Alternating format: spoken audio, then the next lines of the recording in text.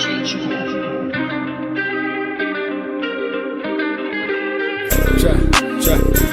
it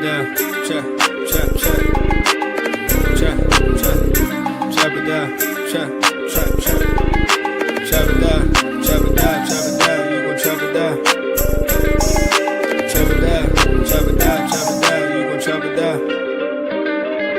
Damn, set, watch him throw the ball, we gon' pick it off. You gon' let him hit the hole or you gon' cut it off. You gon' play through fourth and long or you gon' punt it off. Your defenders, heavy hitters, put your pads in. Don't be looking for the ref to throw no flags in. Keep the helmet on, keep the cleats tight. You the type to want to win by any means, right? You should look alive. This is Trap or Dive. Yes, sir. Welcome back to another episode of Trap or Dive Podcast. I am your host of the Trap or Dive Podcast, Mual. AJ is in the building. Dre is in the building. Appreciate everybody who's checking on that YouTube side, man. Make sure you hit that like button. Make sure you hit that subscribe button. Monty, I see you. Benz, what's up? Appreciate that. Shout out to all the trappers. Monty, Hawk, Al 2. Hope y'all doing good, man. I know y'all catch the replays and things like that. Sega, what's up? Consider donating to the channel. Becoming a member. You know, extra way to show your support on that side of things on the YouTube side. Twitch, Twitter, what's up? I appreciate y'all checking in. Audio, what's up, man? Hit us with a follow button if you haven't done so already. Rating and review as well. It takes 10 seconds to do so, and it's free to show your support that way. You can say, hey, man, Trap or Dive, best show on the planet. 10 seconds. Probably take 5 seconds. Okay, I think that's the administrative items. On the show today, we do have a guest. We haven't checked in with we haven't checked in with any of the free agents from a guest side, right? I think that's the best way of saying that. So Daniel Harms, he is covering the Kansas City Chiefs for Bleacher Report, and he does some draft work as well. So we're going to talk to him about Chenal and Omenihu, the new Commanders, free agents from the Kansas City Chiefs, just to get a little perspective on those guys. Dakota, if you don't get out of my space. What's up, Dre? How you feeling, bro? I'm good, bro. I'm trying to navigate this damn bipolar weather. One day it's fucking hot. Next day it's cold as hell, bro. Like the other night I couldn't even sleep. I'm still adjusting from that. Wait, what day you talking about? Because Sunday was 7. That was Sunday night. Right? That's what I'm saying. Sunday night, because I ain't turning the AC on yet. Like I'm waiting until about April to turn the AC on. So it was hot. I ain't gonna lie, bro. I be moving back and forth with that AC heat. I'm struggling to manage it. How's your heating bill? Because my shit was high as hell last month, like super high, like way higher than normal.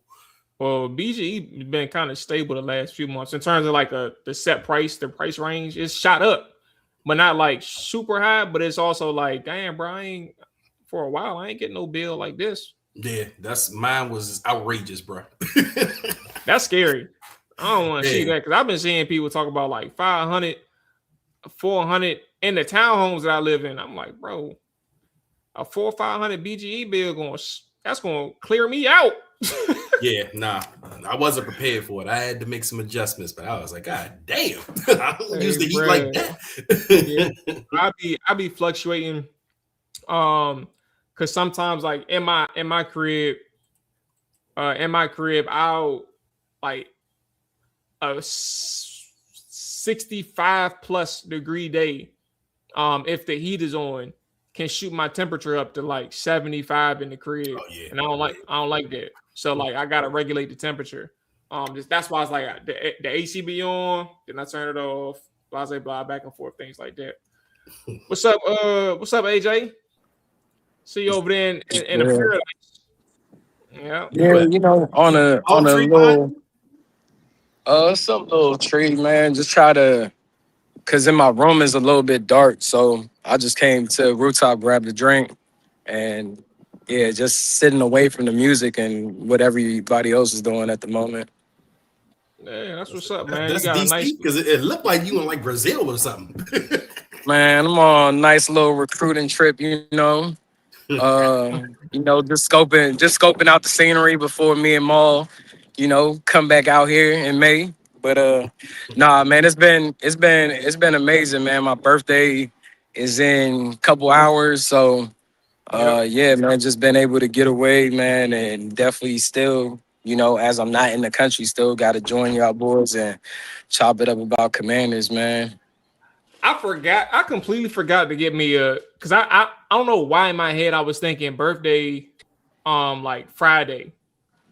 But I know we got plans for the weekend, but I completely forgot to get a goddamn shot. Like Dre good, AJ probably good. I'm the only one over here. Yeah, AJ probably already sipping. We'll Man, have I just one with him Saturday. I just got to the bar. I ain't get a shot. Just a margarita or whatever. They've been putting them in them feminine ass drinks. I mean cups. I've been telling them like, nah, I don't need all that. But I just came from lunch. Met some dope people from Chicago.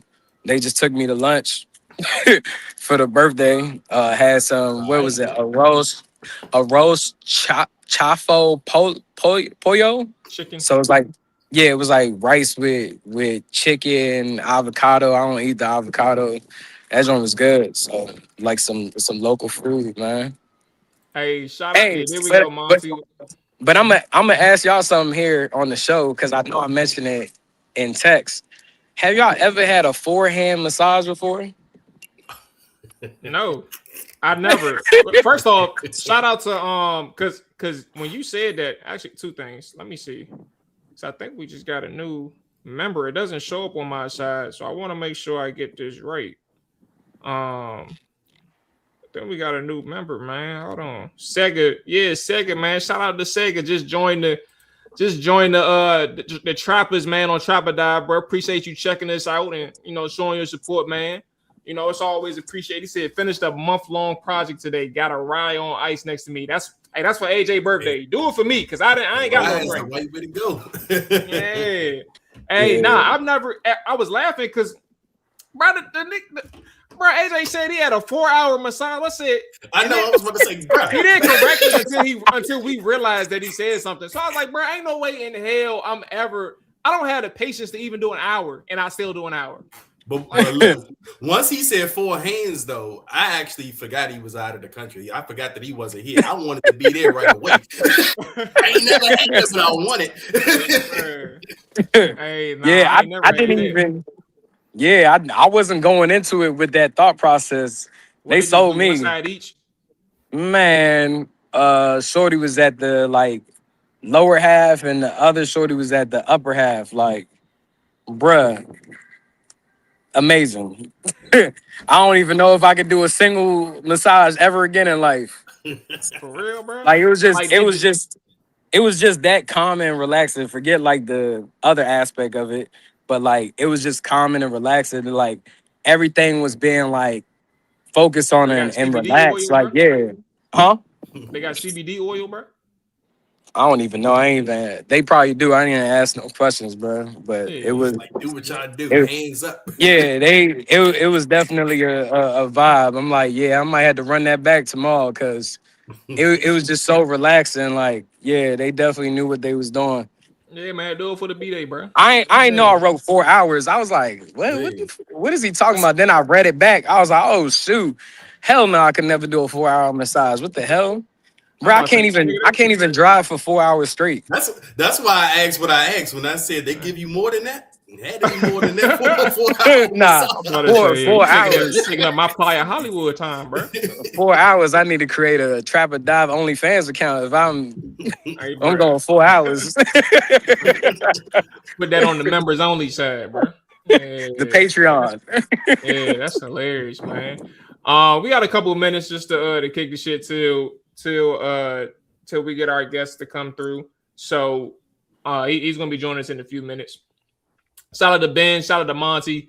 With the birthday shout outs. Hey Maul, before we get into it, what's y'all thoughts on the feedback that I've been seeing local media giving like Jaden hell for participating in the flag football game? Because I honestly was supposed to be a part of that game from a working standpoint, but Trump did his thing, and yeah, UAE started getting bombed and shit. But like, I know for me, I don't have no issue. You feel me? I think like the older pundits or whatever they've never had an athletic bone in their body to understand what that is to be a 24, 25-year-old and you can do everything.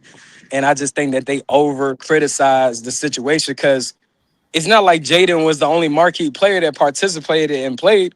You talking about Saquon, Jalen Hurts, Joe Burrow, like, yeah, something could have happened to him, but they training, like anything can happen to you. But I just feel like it's weird the commentary that's being provided after the fact and nothing took place. Right. Tariq Cohen tore his Achilles on a live stream training, bro. Like, things happen when you train. Things happen when I couldn't have been more annoyed, bro. And like, I was really reserved in how much like I really wanted to tee off on social media, but I was like, bro, there's nothing I can say that's gonna change people's mind. So I just said a couple of things here and there. Like the one thing that really like agitated me was when people were saying Joe Burrow got blew up on the sideline by one of the flag players, and I'm like, bro, Joe Burrow caught a pass and jumped back and failed and didn't get touched, but tried to sell the penalty. And I'm like, bro, he ain't even get tackled. So like, why are we spreading this misinformation? I think overall, like my thoughts, bro, it is frustrating to see people like draw up such a negative perspective, like in like this hand wringing from like for what can be like the NFL side from a superstar standpoint, or like the flaws of what a flag football thing can look like if somebody gets hurt. Guess what? Everybody who's actively playing didn't get hurt. So what the fuck are we talking about? People play basketball in the offseason. Basketball players box in the offseason. Football players box in the offseason.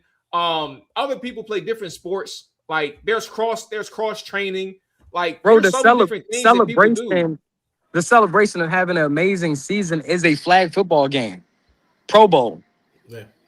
That means nothing. No, like the Pro Bowl means absolutely nothing. So, and then what also annoyed me, and it's my last thing, is like the people who really didn't have that much respect for the actual USA flag. Y'all know me for a few years now, like personally from the trap. I played flag football, so I knew all about them. Not them personally, but I knew about the sport before they even played NFL. I knew, they're not. This may be like their debut to the world against pro football players, but it ain't like they ain't trying any harder, or the NFL players ain't trying any harder than the flag. They're both competing. The only difference is the pro flag football players are 10 times better than the NFL players right now. And that's the only difference. It ain't nobody trying their heart out because they want to make a point. No, they're just actually just better. And that's the real thing. That's one of the main things that blew it, bro. Let them play. Yeah. Let the NFL players play.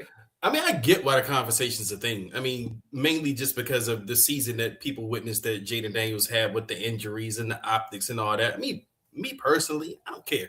Like, I mean, he didn't get hurt, so it's a nothing burger. And I get why it was a conversation in the area for a day. It's nothing else going on football-wise. You know, what else is the media going to talk about? But now you stretching it. We're in Tuesday. We're still talking about it. Get over it. Like I said, it's over. He didn't get hurt. He went out there. He competed. I mean, for me personally, it's good to see Jaden out there competing, and he looked good. He looked healthy to me out there. I mean, shit, he didn't take any bad hits. Like I said, if anything, I wonder how the Bengals fans are feeling about Barrow. That's a guy with some significant injury history. Like, Barrow gets hurt for the season every other year in the NFL, and he was out there competing like hell. So if Barrow can go out there and do it without a lot of flack, again, I don't know what the Cincinnati media or the radio is saying over there, but then Jaden Daniels should be able to go out there and do it without flack. I mean, whatever. It's a conversation that can be had for one day, but stretching it any longer than that is just pointless at this point.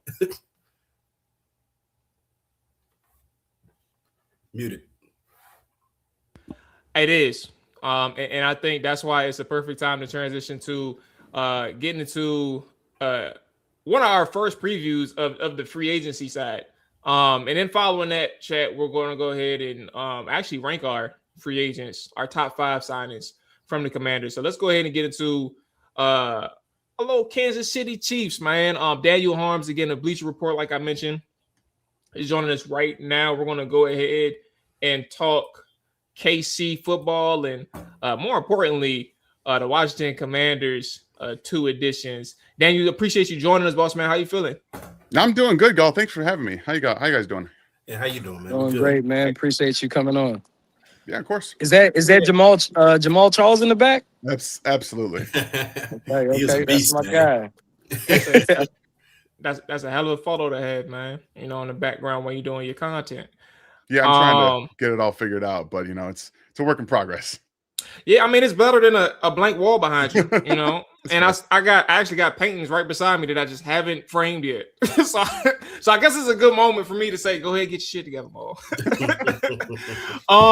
Daniel, before we even get into Washington, I'm interested in seeing like how you're feeling with the Kansas City Chiefs offseason to this point, because you all lost 2 cornerbacks, right? Both of them went to Los Angeles, one via trade and one through free agency.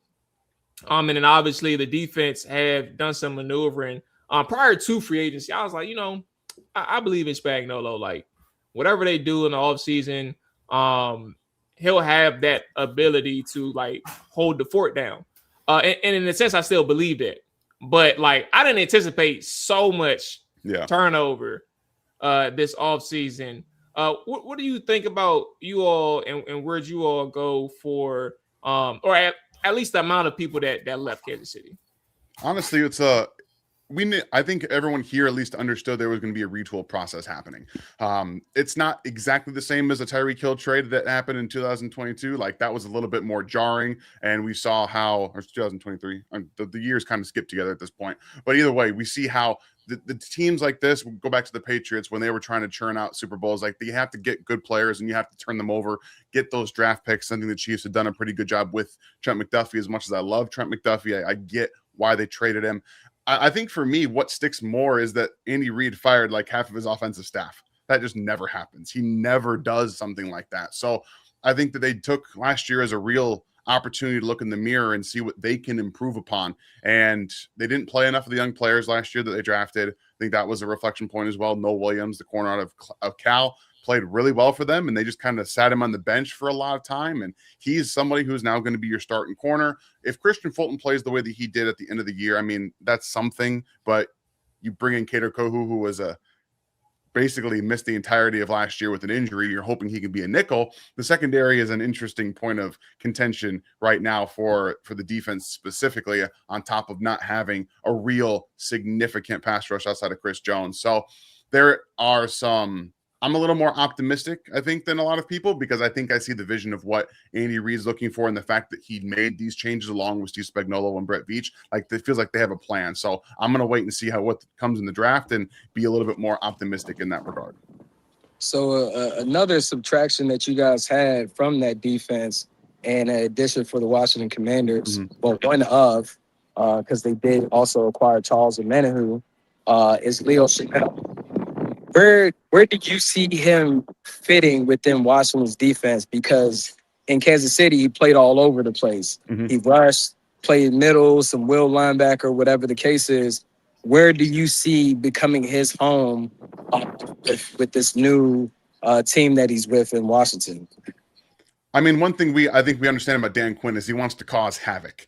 He's got a guy now who is going to do that in a bunch of different ways. I think that Leo Chenal is a guy that earned more playing time, but he couldn't get that in Kansas City for whatever reason. I don't know why Drew Tranquil was there, like why he couldn't play him over Drew Tranquil, who's going to be, leaving after this year. But that's now in the past. And outside of being predominantly a Sam linebacker or a sub defensive end at times, like the Chiefs had a couple of packages where he was a down defensive lineman essentially. So it's like 3 linemen, 3 linebackers, but it's almost still nickel. So they used him in a lot of different versatile ways.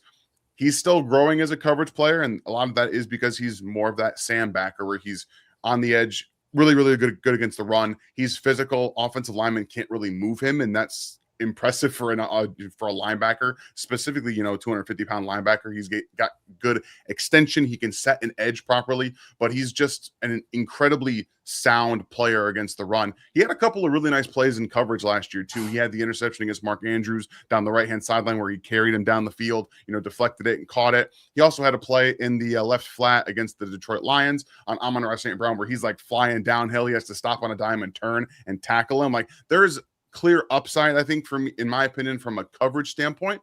I think what you're still going to see initially is filling in that sub linebacker, or that I guess base linebacker role. But I really do think there's upside for him to play as a middle linebacker. That's where he played at Wisconsin before he was drafted, and then he played more of that defensive end / Sam backer. But there, in my opinion, there's really clear upside for him to take over a bigger chunk of a role in a different defense.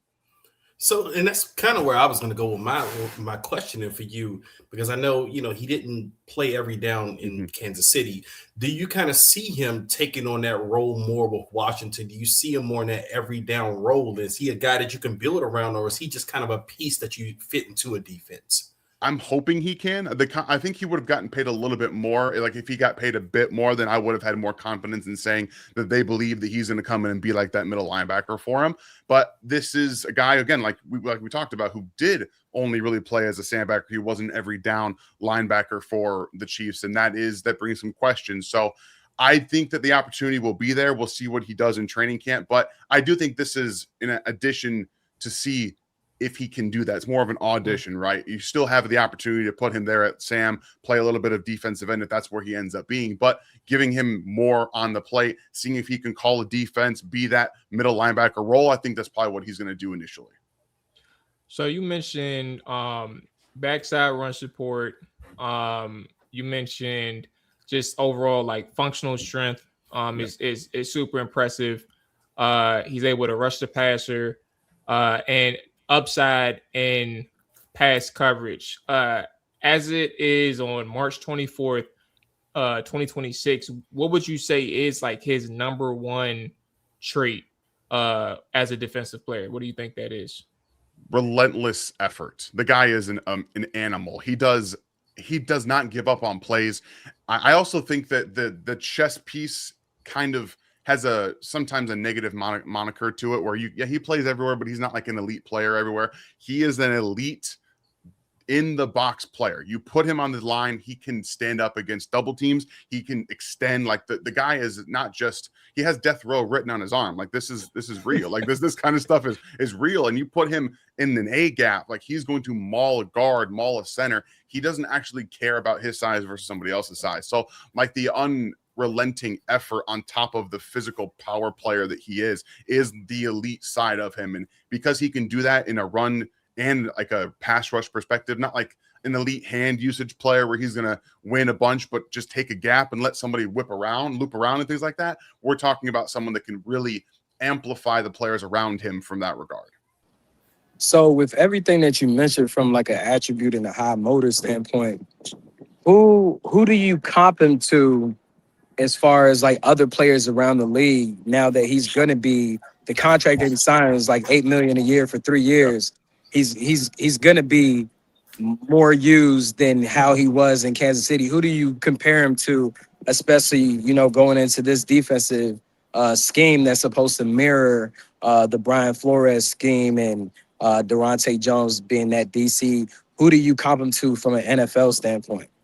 Honestly, I don't really have one for him. He's a unique player. Like, I think he is just him. There aren't very many players that can be utilized that way as a sub defensive end, stand linebacker, but can do a little bit more in that. So that's a tough question, and I honestly can't answer like a real comp because he is so unique. So Daniel, I think our listeners would then be like, why the hell did Kansas City let him go in a sense? Like, why did they let a young player that's ascending at 25 years? 25 years. He needed to. He should have had more time over the guy that was playing in front of him. But Tranquil. Yeah. So, like, I personally believe his upside is at middle linebacker, and he was never playing middle linebacker in Kansas City with Nick Bolton there. As much as I think he could probably be a better overall player at some point, and we're going to find out if that's true.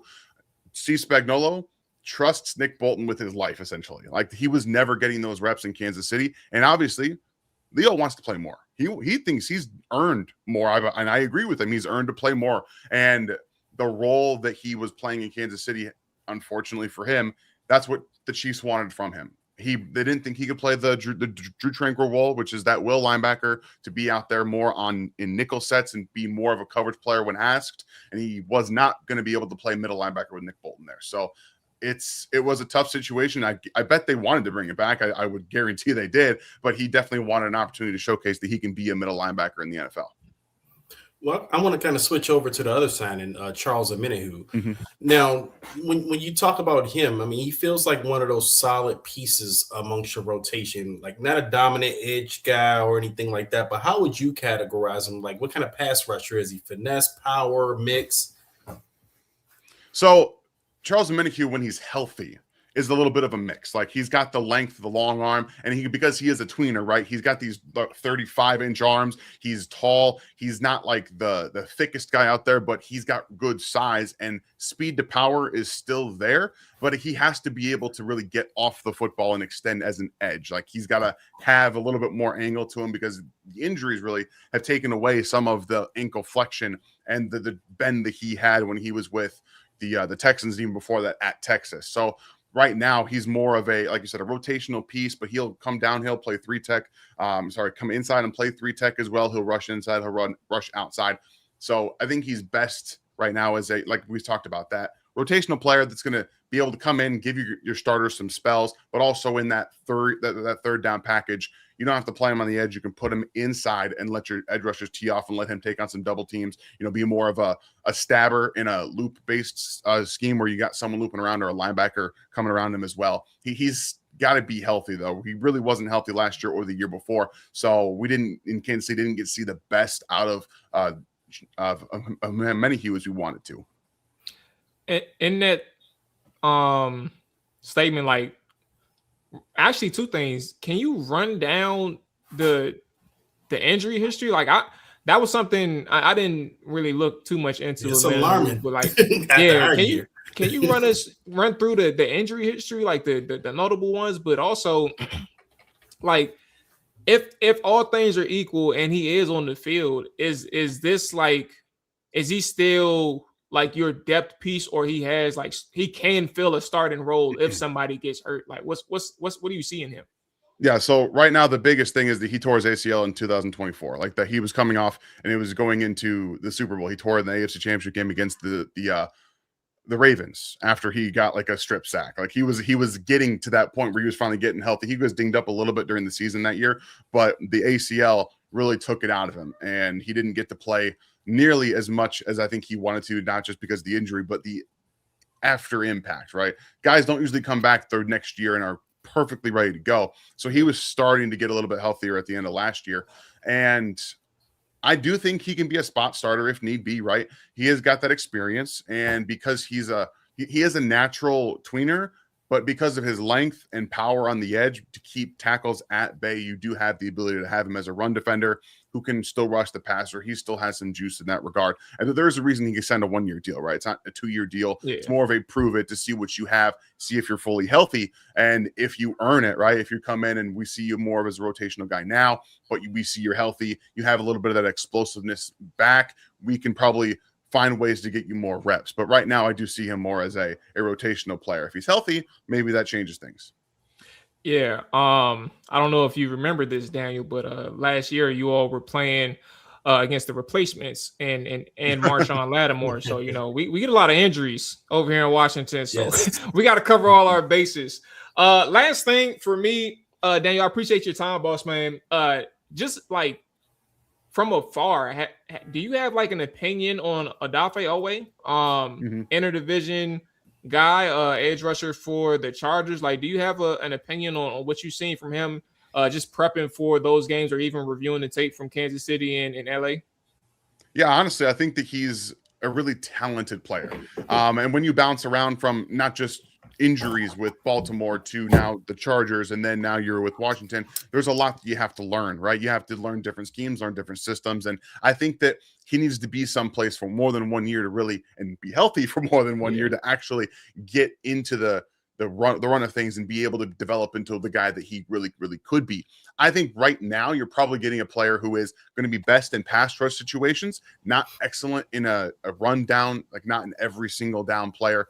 Eventually he might develop into that, but he's got bend, he's explosive, he has the length and the speed to power to be able to crush pockets. I think that the hand usage needs to get a little bit better still. Like, he still feels like he's trying to out athlete at times and trying to run through guys instead of setting up, right? That pass rush prowess, being able to use long arm, disengage, kind of dip underneath shoulders and arms. When you're able to sequence your pass rush moves a little bit better and be able to use your explosiveness, your hands a bit, at that elite level, I think that that's going to come a little bit with time. So I think that the sky still is the limit for him. The injuries did have did take their toll on him early in this season or early in his career. But I think right now we are starting to see him ascend at the right time. And I was just going to ask one last question for me, and this is it. When you look at the Kansas City Chiefs, we talk about their defensive philosophy in a sense. And I say that just because, obviously signing two players to come here to Washington, they obviously have a vision for them that they've seen on tape with Kansas City. And right now we don't really know what what to expect in a sense, because we have a new defensive coordinator, first time play caller. But what can you kind of speak to of Kansas City's defensive philosophy that Washington may be kind of gearing towards when you sign these two players? I mean, honestly, it's do what's asked of you. And for the Chiefs, like, their secondary ran a lot, and that was what really was run through. Steve Spagnuolo's blitzes. How are you impacting the secondary, or how is the secondary allowing you to rush? When your pass rush is built around Chris Jones, you have to have multiple ways to impact the quarterback. So Charles Omenihu, again, where are you going to be playing? Are you going to be playing a little bit more of a 7 technique? Are you going to play inside, line up at a 1 technique or a 3 technique in pass rush situations? You're getting versatile players that will do what is asked of them. And when they're healthy, they're going to be impactful players. And specifically with Leo Chenal, he's an Iron Man. Like, he will do whatever is asked of him, and he will do it at a very high level, and you'll get the best effort out of him. When Charles Omenihu is healthy, that's a guy who can slash again from a 3 tech. So in terms of the defensive philosophy, it really focuses top down for Steve Spagnuolo, with just the safeties, having a guy that can unlock everybody else, having multiple different corners that you can rotate in at. And that's something that really helped the pass rush, right? When you can make that quarterback hold on to the football a little bit more, that's when Charles Omenihu was at his best. And when Leo Chenal was out there impacting the run and being a blitzer, that's really where he was at too. So versatile players that are going to do what is asked of them and be those chess pieces up front and in the second level to really execute what the vision is for the defense in Washington. So my last question, and then we appreciate you for coming on here and giving us insight into these 2 acquisitions that Washington made, especially Leo Chenal, as Washington has been struggling with their linebacker unit. Do you think that Leo Chenal could have an free agent impact like what Zach Bond did, coming from New Orleans to Philadelphia and playing in that Vic Fangio defensive scheme? Do you think that Leo Chenal could be one of those guys that transitions from being a versatile, because that's how Zach Bond was played in New Orleans. He didn't play middle linebacker. He was more so a pass rusher. Do you think that Leo Chenal could be one of those surprise guys that, is that Zach Bond of this free agency class? I think so. And then that's pretty much when it comes down to like the eyes in front. If you're letting him trigger downhill, if you're letting him see things unfold in front of him, I think that's where he's best. If he's moving forward, I mean, backward is hard for anybody. It's not everyone is Fred Warner, right? Not everyone's got that athleticism to be able to run sideline to sideline. I think Leo's a very unique athlete who, in that Zach Bond role with Philadelphia, is, as long as he's moving downhill, like they did with Bond, you could see how quickly he was asked to play, right? That is also because you trust everybody on the back end and everyone around you. If you can get the secondary to match up with what you want these linebackers to do and make their job easier and let them play freer and faster, that's how you're going to get the best out of Leo Chenal too, because he's so good moving downhill, being aggressive and physical. If you allow him to just be that guy and unlock that type of ability in the middle of a defense, you're talking about someone who can definitely have that impact. Daniel, man, I appreciate your time. I want to give you the floor just to plug anything and everything that you got going on, boss man. Well, appreciate you guys for having me. Like, it was a lot of fun talking and talking with you. For me, you guys, I work over at Bleacher Report for the NFL draft. I cover corners, safeties, and tight ends. So if you guys ever interested in looking at prospect reports on those guys, I have them all up at Bleacher Report. And for any Chiefs related content, I still do film work over at rgrfootball.com on YouTube. And that's really it. You guys can follow me on Twitter at InHarmsWay19. I drop tons of clips, college football, NFL, everything that I get my hands on. Before we get it, I know you in the chat, so go ahead and make sure you get them follows in right now, man. I was gonna say, since you said that you cover the cornerbacks, and Washington has a 7th overall pick and a guy that's from the Washington, D.C. area, Mansour Delaney from LSU, formerly of Virginia Tech. What are your thoughts on him, and do you see him as the unanimous #1 corner in this draft class, or do you like other guys at later rounds or later in the first round, whatever the case might be? Yeah, he is my CB1. I love Mansour Delaney. I actually liked him at Virginia Tech before he came over to LSU. He didn't have a great year in 2024, and that's why he transferred. He get on a big stage and be in a defense that allows him to be physical and play on the outside, and I really appreciated what he did at LSU. But he showcased his versatility from zone, man, and being able to have the instincts to react not only to actual route concepts, but anticipate receivers' routes on the outside, and he doesn't back down to anybody. So I'm a big fan of Mansour Delaney. He is not only the #1 guy for me, like he's a top 8 player in this draft. And I will say, if Jermod McCoy played this year, things might have been different. I think because I was really, really high on him coming into the season, but he didn't get to play it. So it's definitely Mansour right now, but followed closely by Jermod if he's healthy, man. All right, Daniel, this was fun, and it's good to know because I know, like, depending on how this draft goes, I'll definitely be able to reach back out to you. We can see what prospects we landed and chop it up a little bit about how you feel about them. Absolutely, man. Anytime. Yes, sir. Enjoy your weekend. All that good stuff. Be safe, boss. Thanks, you too. Thank you. Yes, sir. There is Daniel Harms. Again, make sure y'all go ahead and hit that follow button on his social platforms. That was good chopping it up with him. He was pretty good, man. In-depth knowledge for KC, and I'm sure people who like defense still in the draft. That's actually not a bad idea for anybody. We still need a lot, bro. Like, I mean, we attack defense in free agency. We still need defense. I mean, that's what we about to get into. Yeah. Let's go ahead and get into this. Our top 5 free agent signings so far. We're going to do our top 5. We're also going to do what are our priorities as well.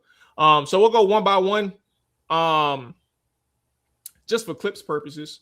So whoever wants to start it, we'll do 5 down to 1. List your players and then give your reasoning. So get through your 5 and then get through your reasoning. So whoever wants to go first, y'all got the floor. I mean, I think number 5 for me would be Amik Robertson.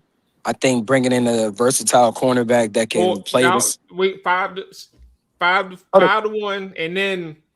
Oh, you want to name the whole? Yeah. Okay, I thought you wanted to name. Okay, so number 5 would be Amik Robertson. Number 4 would be Tim Settle. Number 3 would be Kayvon Chason. Number 2 would be Odafe Owe. And then I guess I got to go with a 1A, 1B. I normally don't like to do those type of things, but I would say Chika Kwaku and Leo Chenal. I think you know those would be my top 5. Now you want me to break down why that's my top 5? Yeah, and then exactly. Okay, so top 5 with Amik Robinson at number 5. I think you bring in a corner that has been in the league, has seen a lot of things, has been able to play the slot and also outside for Detroit and for the Raiders. Guy that's a competitor, Even though he's short in stature, but he has a heart of a lion. I think that's something that you needed within that defensive back room. I think that's someone that can provide an extra oomph in that room. I think he is your nickel cornerback on this team, which is essentially a starting role with how much the NFL implores three wide receiver sets. So that's where I have him at number 5. Number 4, I mentioned that was Tim Settle. I think Tim Settle can be a huge utilization as far as a nose tackle position, but he has a great pass rush skill set. He's always had that since Virginia Tech days. Even being in Washington, it just didn't get featured as much. And then when he transitioned to Buffalo, still didn't necessarily hit the way that maybe he projected signing there as a free agent. But in Houston, you've seen that come to life, and I think that he can bring a lot of those traits to this defensive front. Now, number 3 was Kayvon Chason, right? I think I said that was Yeah. number 3. You get a guy that can be a rotational piece, rushing off the edge, someone that has some bend to him. He definitely has had the talent. That's why he was a first round pick. If I'm not mistaken, he might have even been a top 10 pick um, out of Jacksonville back in the day, coming out of LSU. So he's someone that has talent and is putting it all together. He had a great season in New England, which landed him this opportunity to be able to continue his career and be in Washington. And I think he fills in the role of like what a Jacob Martin was for the defense last year.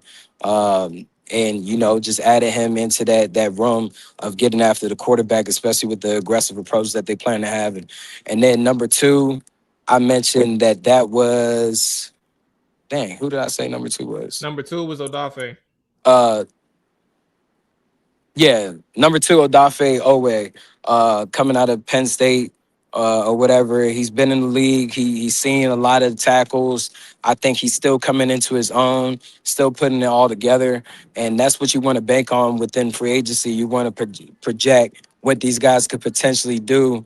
And I think within this scheme, it allows him to be a bit more aggressive than the places that he has been previously, such as the Chargers and Baltimore. I expect him to, have an amazing season and be impactful for the defense.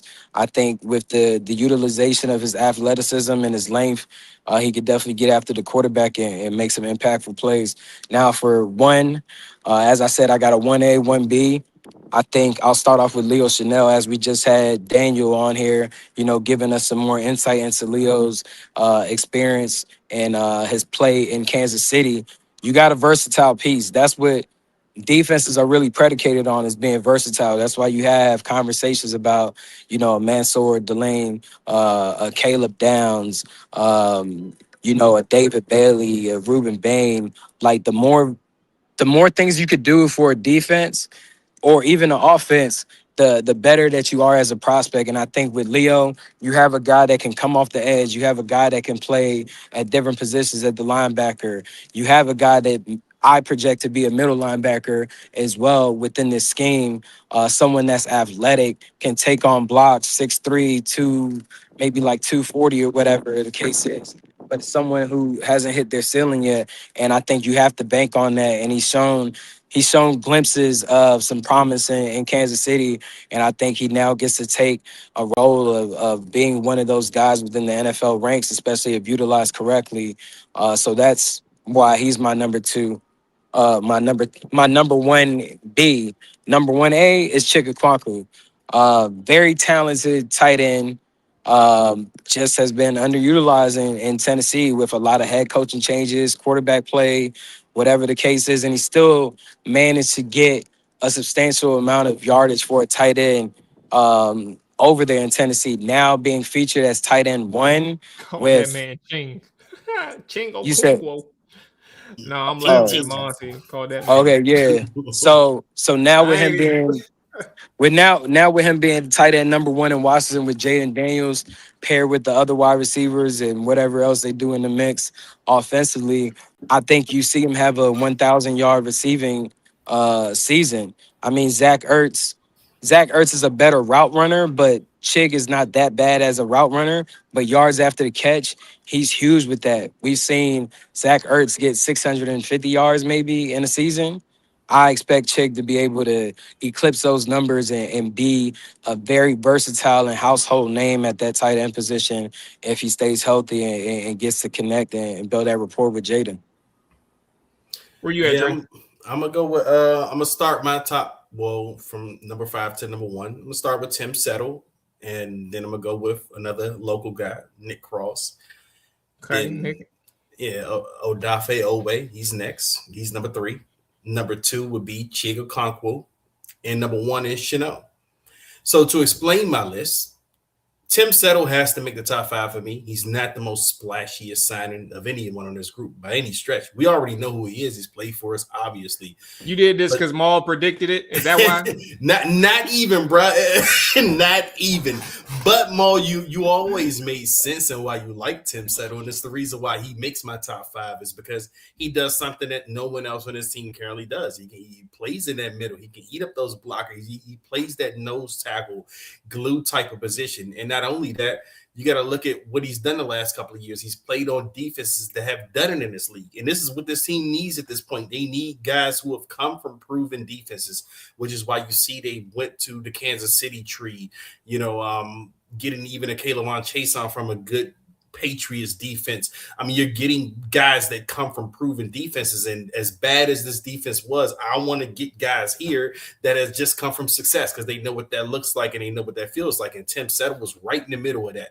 He even said at his press conference, I want to be in the middle of everything. When the fight break out, put me in the middle. And that's the type of dude this team needs right now. And like I said, it's something this team didn't have, and it's something this team definitely needs. And it makes them a little bit more versatile, and maybe it makes the linebackers better. Maybe it makes the edge rushers better. But I think Tim Settle was such an underrated key signing. That's why he makes my number 5. Number 4, staying on the defense. Like I said, Nick Cross. And Nick Cross, man, I think he has so much potential. He's still so young in this league. It was crazy to me when we signed him, and I was like, damn, because I've been hearing Nick Cross' name for a long time. Even before he played a down of football at Maryland, I knew about Nick Cross because he committed to Florida State. He committed to Florida State long ago, then he decommitted, went to Maryland. You know the rest of the story. He ends up in the NFL. But he's a guy that I feel like he can do a lot more than even what the tape has shown. I know in Indianapolis, he showed more strengths playing downhill, kind of in that box area, but he has that athleticism to kind of, even what our guest Daniel was just talking about with Leo Chenal, that versatility that maybe he can do some things that you haven't seen on tape yet, or at least that you haven't seen consistently. Like, I don't think you can just box him into a pigeonhole and say he's going to be a box safety. He can be a rangy safety too. He has that athleticism. So he's going to be an interesting piece in that defense, but I'm excited to add him because, again, that's a young guy. Also, his availability. Nick Cross plays in almost damn near every game. So that's something this team needs. They need healthy, available guys, and he's young, athletic. You got faster with a Nick Cross. So he makes my number 4. My number 3. Pause for a second before you get to number 3. Sega, re-signing does not count. We're talking about free agent additions. I do acknowledge your comment. Paul and Wise were good for depth, but we ain't talking about no people who was Commanders in 2025. We talking about people. All right, cool. Hey, everybody that's in the chat still, man, let me see your list. We see Monty. We're gonna get to it. Call it out when we're done. Sega, let's see your list as well. Top 5 free agents. Go ahead, back to number 3, Dre. Yes, sir. On Odafe Owe. Now, this was obviously the biggest signing as far as money-wise goes for Washington. This was their premier guy, free agency. Love the signing, man. I mean, he may not be considered what you would call a premier edge in this NFL football league yet, but he's expected to be the premier edge of this football team. And edge rusher was the glaring weakness of this football team. If you watched any games last year, you just knew we just didn't have that threat, especially when a Dorrance Armstrong went out. Dietrich Wise went out early, but even though that was never really his role as far as pass rushing, but you just didn't have that juice. And I think Odafe Oweh gives you that juice. He has elite athletic traits. I mean, you may not see it on tape all the time, but I think the team sees some potential there. You know, a guy that is ascending. As I've talked about, he's had 2 straight double-digit sack campaigns. You know, I mean, I'm counting playoffs and regular season for last year, 3 in the playoffs, 7.5 in the season. So this is a guy who's putting up the production to go along with what you're kind of seeing with that potential and those traits. So I think Washington is hoping that, you know, he's going to be, he's at that point of his career where he's ready to even break past, you know, just the 10 sacks. And maybe he can get up in that 13, 14 or those mid-teens of those sacks. I mean, you're paying him like you believe he can do that. And I think he adds something that you needed on this team. Like we needed that edge rusher juice. Like I said, he still hasn't fully peaked. Kind of fits with a lot of their signings so far as guys that are on their way up. But what I like about him, again, is the production is showing. Like he's not just showing traits. He's not just showing potential. The production is starting to come there. And I think in Washington, you're expecting that production to maybe even rise to another level with a Durante Jones and even with a Dan Quinn, you know, his tutelage. Number 2 for me, that would be offensive side, my first offensive guy. I mean, we haven't attacked that side of the football too much, but Chig Okonkwo, I mean, it's hard not to love that signing. I mean, this is, to me, you know, we all appreciated what Zach Ertz did for Washington, you know, for the past couple of years. But Zach Ertz was the security safety blanket that was going to get open in a zone, and he was going to pretty much go down where he caught it. Whereas a Chig Okonkwo, he gives you that ability, that run after the catch ability. And I think he's going to wow Washington fans a lot when you see him out there. Like he's going to kind of remind you of some of those tight ends you've had in the past that could take the ball and be a threat with the ball. And, you know, I say this not like he was some, you know, Hall of Fame tight end or anything, but like a Chris Cooley or something, like guys who can make a play with the ball in their hands at the tight end position. He's more athletic than Chris Cooley was, obviously, and you would love to see that athleticism and his ability to do what he can do after the catch paired with a Jaden Daniels. You want to see, because you've already known or you've already seen that Jaden Daniels loves the tight end position. I mean, Zach Ertz got open a lot, but if Chig Okonkwo can kind of offer that to a Jaden Daniels, he can get open in those zones, then Chig Okonkwo, he's going to be a big weapon on this offense because of what he can do with the ball in his hands. So that's number 2 for me. My number 1 guy, man, the guy we've been talking about pretty much the whole show, Leo Chenal. And I'm more biased towards this mainly because growing up as a Washington fan, maybe not a recent years because the linebacker play has been so bad, but growing up as a Washington fan, I've always seen good to borderline great linebacker play. Like it's always a linebacker you can remember, from the Monty Colemans to the Ken Harveys to the London Fletchers, the Antonio Pierces. I mean, you just kind of go through that list of guys who just made those defenses kind of tick when they played here in Washington. We haven't seen that of recent, but I feel like Leo Chenal, like I got this feeling that he can be that guy. I mean, just listening to Daniel talk about him early, I mean, it just kind of solidified my thoughts on him, and that this is a guy whose motor never stops running. This is a guy who'll do everything you ask of him. And some of those guys I mentioned previously, they came from other teams before, the London Fletchers, you know, the Antonio Pierces, all those guys came from other teams, but they didn't really ascend till they got to Washington, and you really got to see that talent level. And I kind of feel that about a Leo Chenal. Like I feel like he's going to be that guy that really ascends here. He's going to be a fan favorite. And I just feel like he's going to be that guy that makes that defense tick. Like even if he's not that middle linebacker guy, or, you know, the Mike linebacker, as you like to call it in today's game, even if he's not that, I just feel like his energy is so much needed on that defense, and that relentless motor at the linebacker position, I just really feel like he's going to end up being a fan favorite here. So that's my easy number 1. Okay. Hey, if y'all wondering why AJ screen blank, he over there getting another massage again. So y'all gonna have 2 hours this time.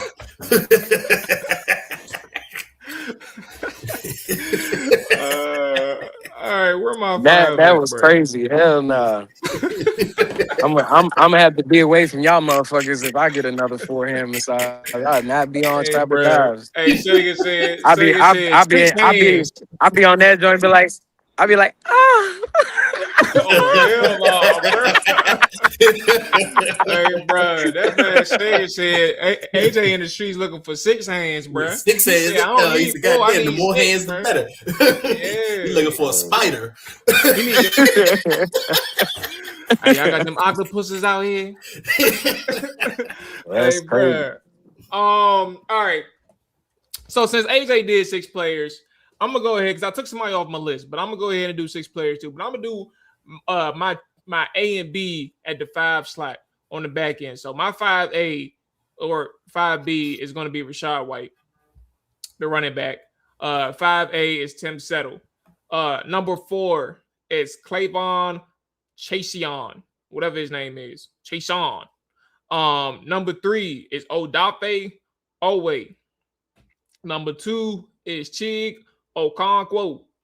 And number 1 is, I mean, at this point, it's unanimous because all 3 of us got him as Leo Chenal. So he's number 1.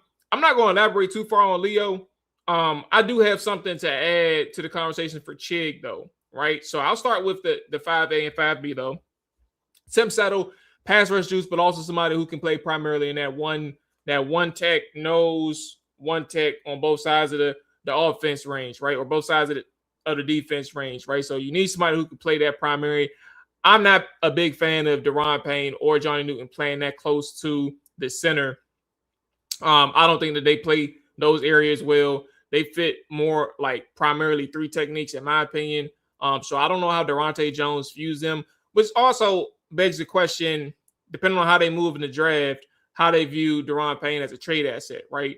We can talk about that down the line. We got plenty more episodes to discuss Deron Payne in depth, but we'll cross that bridge when we get there. Right now, I see Deron Payne primarily as that 3 technique, hovering between the tackle and guard, over top of the tackle or over top of that guard, hovering in those areas, right? But Tim Settle, pass rush juice, somebody who can plug that interior up primarily and for majority of his snaps. Rashad White, you need somebody who can be versatile on offense. And I think for Washington, it was an obvious signing. We all knew that, but it was very important after you lose Eckler, right? You don't really have a C-Rod anymore, so you're looking for a committee approach, what it seems like.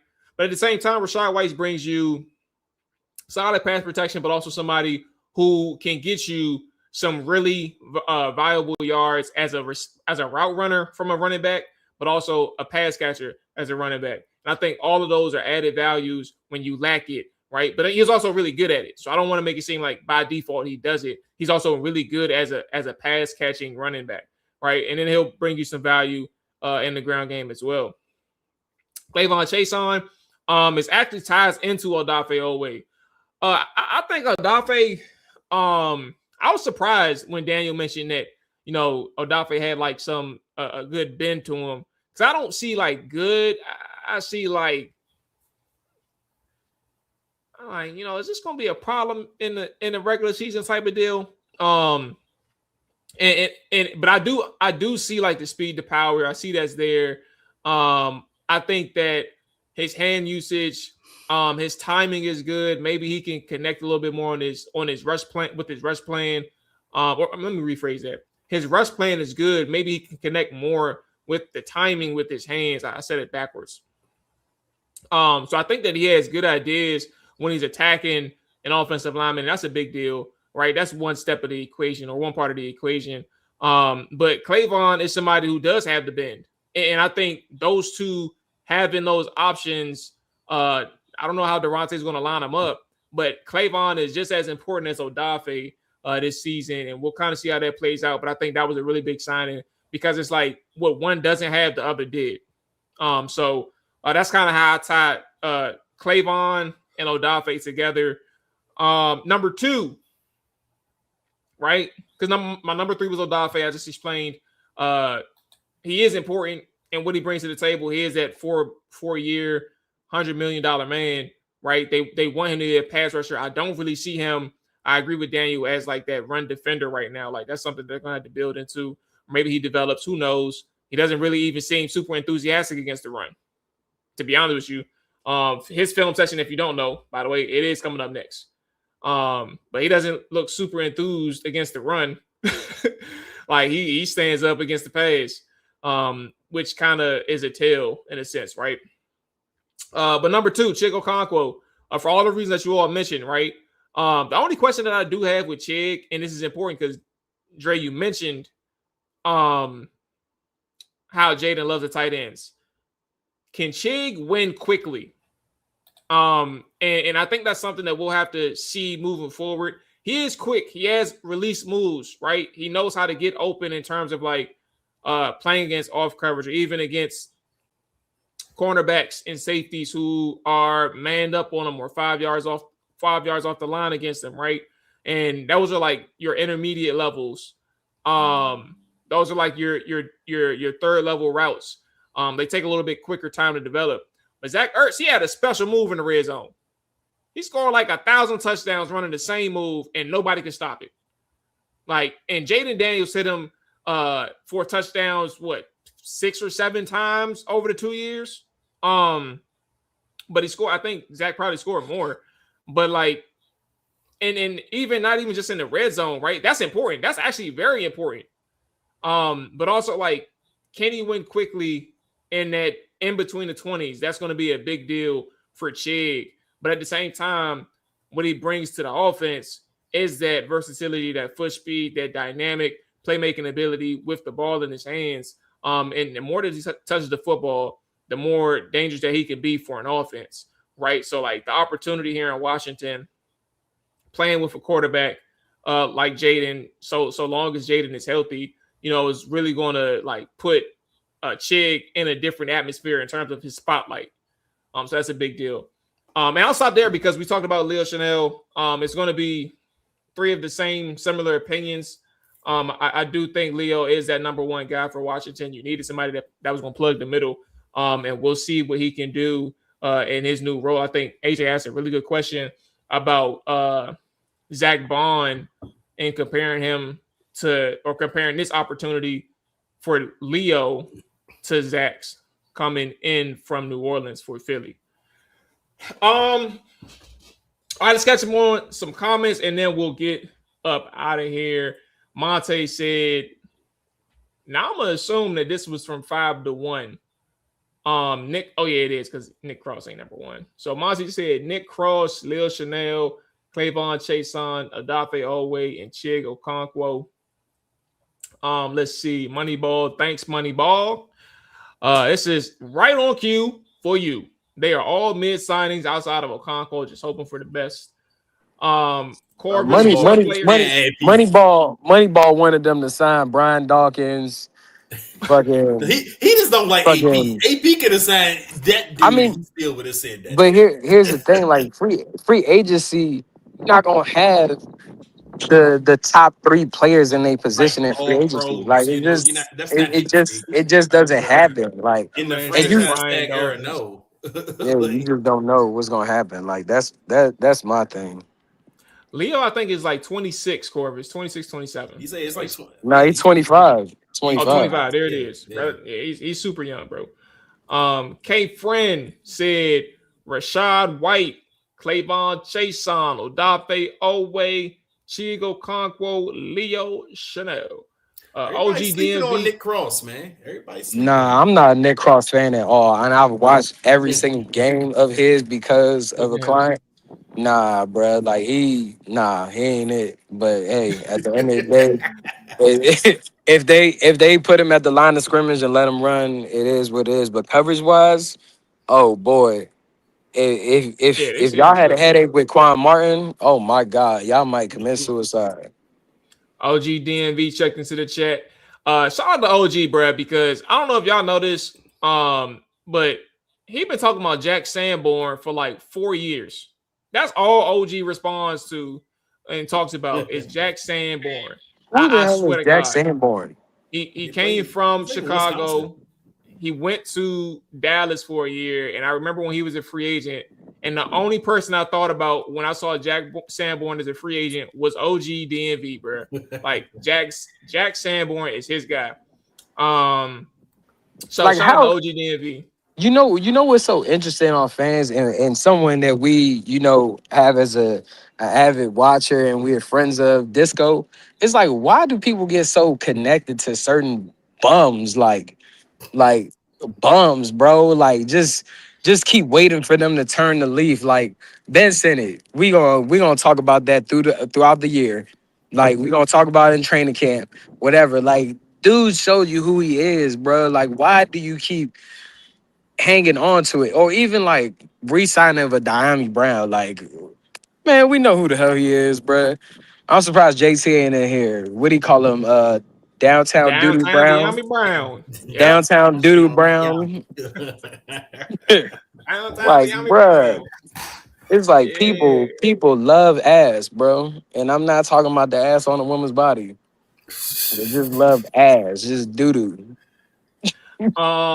Sega said Chigo Conquo, Adafe Owe, Lil Chanel, Chase on for sure, and then torn between Seto and Cross.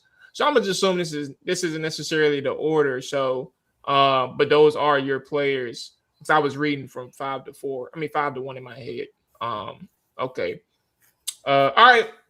So we'll worry about priorities next episode. That's a good way to pick things up anyway. Hey man, we get to see pause. We get to see each other this weekend, bruh. What did you just say? What? Nah. What did you actually say though? Oh, I said we get to see each other this weekend. Oh, I thought you said we get to see balls this weekend. I said what? I ain't hear that, bro. I ain't hear that. That's why I was like, what? Because I said Paul. All right. Okay. No. All right. Hell no, bro. I was like, what? Hey, bro. Hey, I would have ended the show on that note. Come on, man. I don't think. Bruh, I think we be off for the rest of the month. It's only one more week, but still. Man, I'd never come back on Trap or Die. More ruined it with this comment, bro. I was like, what in the world did he just say? But yeah, we get to see each other this weekend, man. We're gonna have a good time, bro. Definitely gonna be some nice little stand for us to bring our A game. Apparently, there's some nice little blends. Some nice little blends gonna be around. So yeah, come smelling good. Come with your best game. Yeah, I had some fun around some AJ friends before. I don't think I ever told him. I don't think I ever told. You know what? I don't even know if it's for the pod, bro. But I don't think I ever told y'all like one situation, bro. When I got invited out with AJ, man, and it was like, only thing I think about now is like I don't regret. I don't regret like hitting Shorty phone up, but the only thing I do think about is like, I could have at least did a little bit more the night of, but everybody was drunk, so I was like, I think you lost the momentum.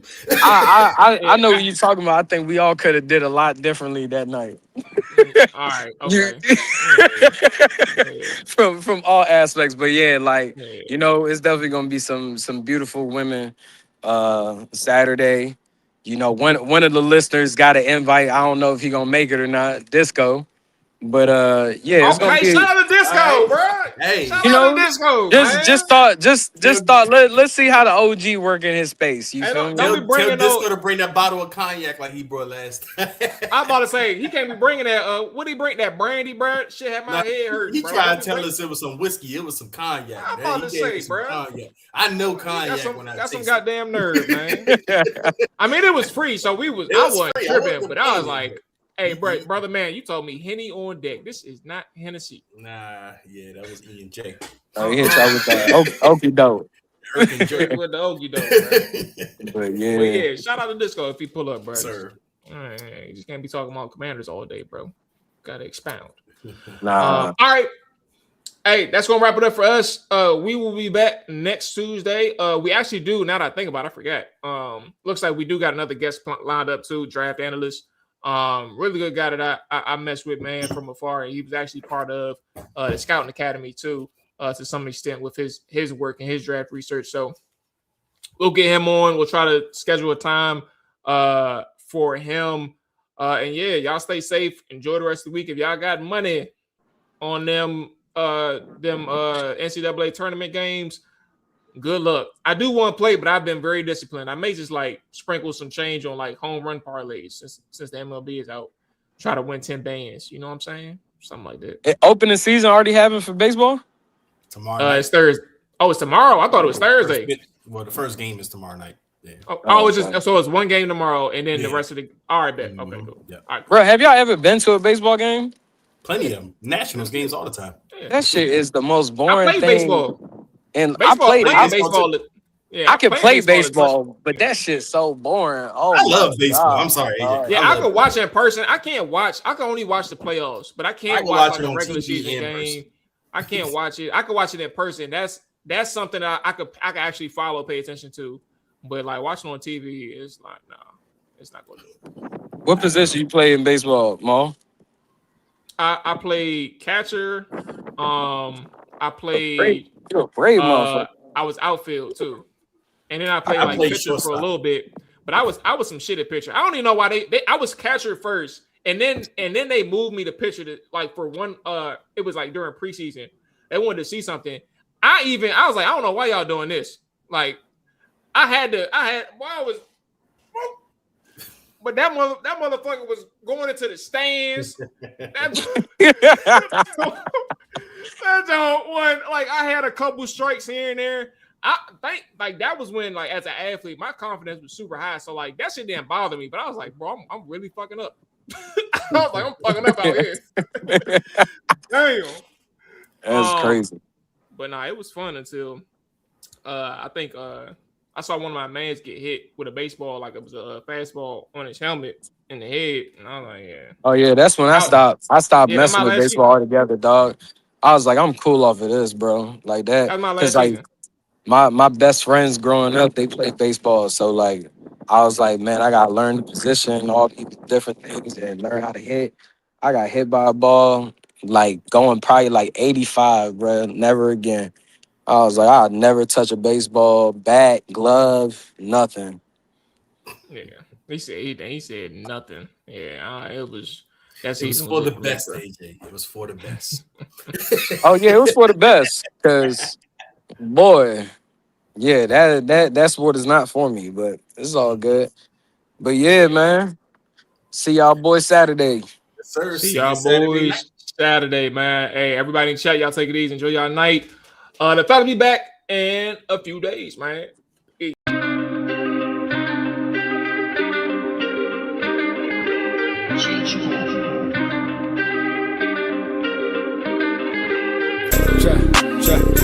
Chop it down. Chop it